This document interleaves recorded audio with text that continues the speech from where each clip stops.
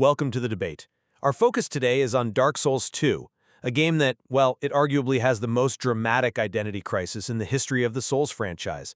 It's really defined by two completely distinct moments, the 2014 original and then the 2015 Scholar of the First Sin revision. A revision that did a lot more than just, move some enemies around. Exactly. It added a new philosophical anchor in Lord Aldia, the Scholar of the First Sin. So the big question for us today really is this. Did Aldia's integration actually work? Did it successfully lift the game's narrative from being just a specific, localized tragedy, the fall of Drangleic, into something more profound, a franchise-defining statement about the curse itself?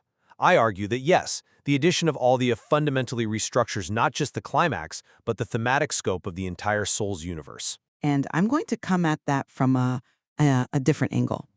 While the dialogue Aldia delivers is undeniably powerful, I mean, he's probably the most quotable dude in the whole series, I'm arguing that the practical execution of it all, it just prevents this lore from fundamentally shifting the game's structure.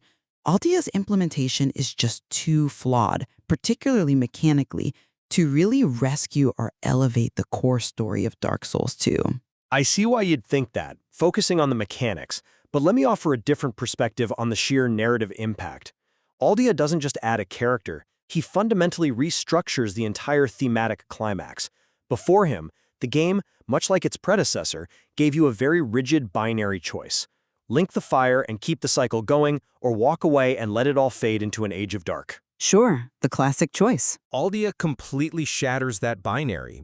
By speaking to him at those three critical locations, the primal bonfires, the undead crypt, and the dragon shrine, the player unlocks a genuinely revolutionary third option. This is the Turnary Choice, a path that rejects both light and dark entirely, and instead you're compelled to seek what lies beyond. And this is monumental. His dialogue acts as a direct critical examination of the whole premise of the Souls universe, and it all culminates in his expressed rage at Gwyn, the Lord of Cinder.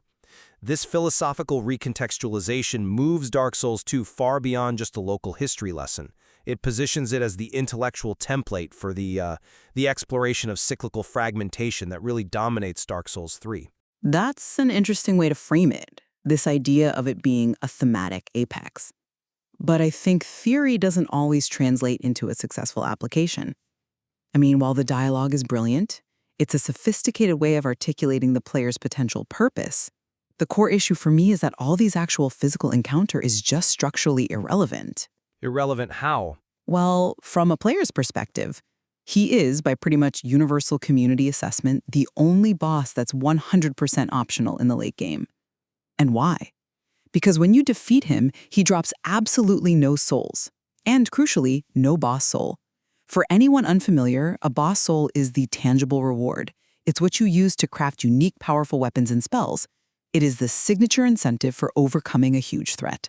Okay, I see your point. So when the game's ultimate philosophical statement is delivered by a character who players are actively discouraged from fighting because he's, frankly, a waste of time and offers zero reward, how can that really be the apex of the narrative? The game's focus still feels defined by the localized story of Drangleic. Aldia feels like a postscript, not an integrated foundation. I understand the emphasis on mechanical reward, but I think that focus really misses the ideological core of the encounter. So let's first just address the philosophical depth. Aldia directly challenges the foundational lie that Gwyn perpetuated, this idea that men assumed a fleeting form because of the Age of Fire. He forces the player to question their purpose. He asks, "You, neither born with greatness nor granted it by the fates, what is it that you seek?" A great line, no doubt. It is, and this introduction of a sophisticated philosophical rejection of destiny is exactly why critics credit the Scholar revision with broadening the series' thematic scope. It shifts the focus from the player just continuing a cycle to the player having to directly challenge the nature of that cycle. That intellectual depth is what laid the groundwork for Dark Souls 3's world, which, relies so heavily on that concept of fragmented kingdoms all converging at the end of time. Dark Souls 2 had to first establish that intellectual capacity to reject fate. I'm sorry, I just can't buy that the outcome of Aldia's own story supports this supposed philosophical elevation. It feels completely contradictory. Here you have a man who sought explicitly to shed the yoke of fate, right? He pursued immortality through these horrifying experiments. And yet the final result of his grand ambition was him being transfigured into, what? A monstrous, blob-like entity made of fire and wood with a glowing red eye.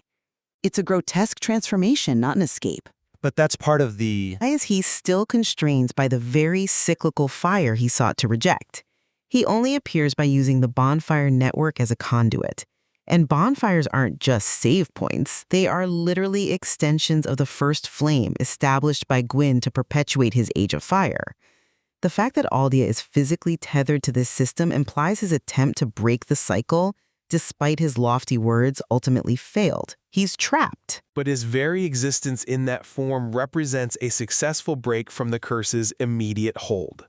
The fact that his dialogue continues after you defeat him is a huge hint that he has achieved some form of detachment, or at least that the fight wasn't a fatal conflict that destroyed his essence.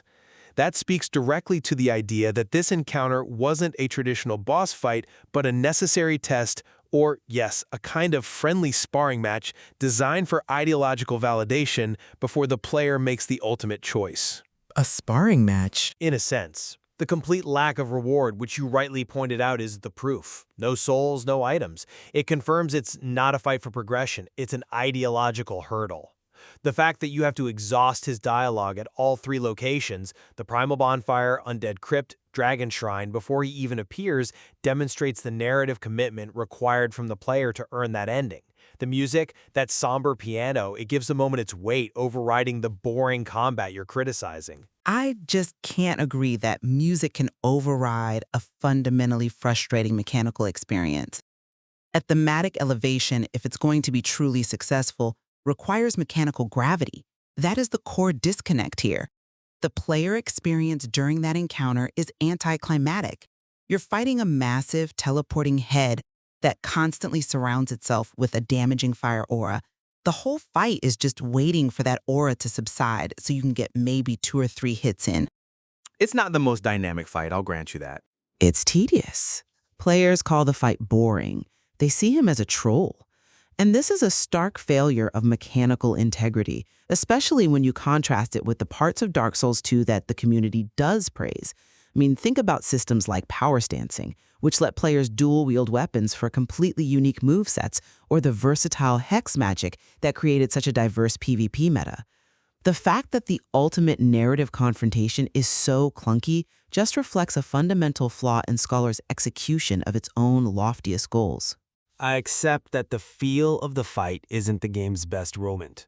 But the fact remains that this lofty goal did succeed in setting a framework for the future of the franchise that the original base game just couldn't.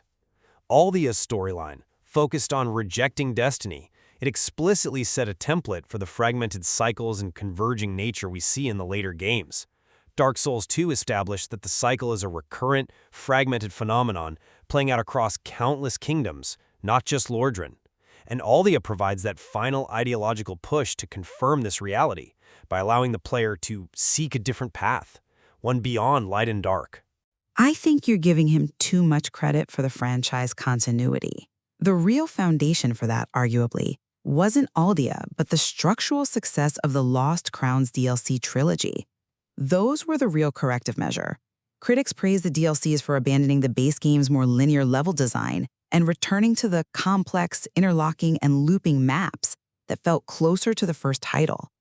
The DLCs are what cemented Dark Souls 2's content quality, and they did it independently of Aldia's late game philosophical appearance. But regardless of what else succeeded, Aldia is the one who redefined the franchise's overarching lore. He turned a final choice into an ideological ultimatum. He voices the rage and the intellectual criticism necessary to truly question the endless struggle, demonstrating the game's unique courage and probing the very fabric of the Souls universe. He provides a pathway to an existence outside the cycle, offering a real option where previously there was none. And I still see that narrative elevation as primarily intellectual window dressing. The failure to integrate him fully mechanically, structurally, and as a rewarding encounter means his profound impact really remains contained within his admittedly potent dialogue. The enduring Dark Souls 2 experience is still defined by the localized tragedy of Drangleic and its unique, contentious, and often frustrating systems. like the adaptability stat and the divisive soul memory matchmaking. And that enduring complexity means that even its ultimate philosophical conclusion remains the subject of thoughtful disagreement for those who walk the path and face the truth. Indeed. The discussion really highlights that the question is still open. Did Aldia successfully shatter the yoke of fate, or did he merely offer another fascinating, frustrating layer to an endless cycle?